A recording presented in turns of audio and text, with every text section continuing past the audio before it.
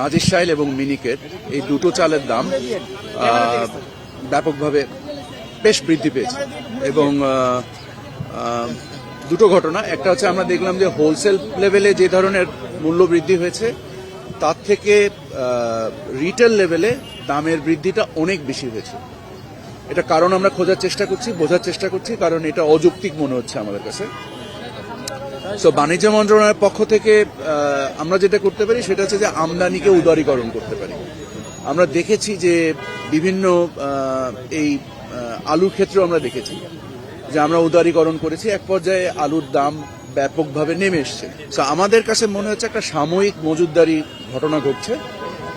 তো আমরা বাণিজ্য উদারীকরণ করার জন্য গতকাল আমরা বাংলাদেশ ব্যাংকের গভর্নর সহ, খাদ্য উপদেষ্টা সহ, টিসিবি চেয়ারম্যান সহ, কৃষি মন্ত্রণালয় সহ আমরা গত পরশুদিনও বসেছি, গতকালও বসেছি।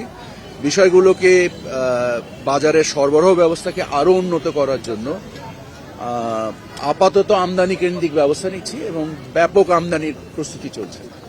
তো এই আমদানির ব্যাপকতার ফলে স্থানীয় বাজারে আমাদের ধারণা মূল্য হ্রাস ঘটবে, কিন্তু যারা মজুত করছেন তারা ভোক্তাদের কষ্টে হয়তোবা সাময়িক মুনাফা করছেন।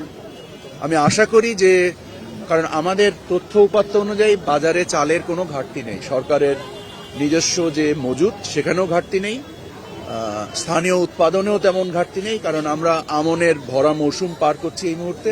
তো এই মুহূর্তে বাজারে এই মূল্যস্ফীতিটার কোনো যুক্তিসঙ্গত কারণ আমরা দেখছি না। তো আশা করি এটা ইনশাআল্লাহ আল্লাহর রহমতে কিছুদিনের মধ্যে নেমে আসবে।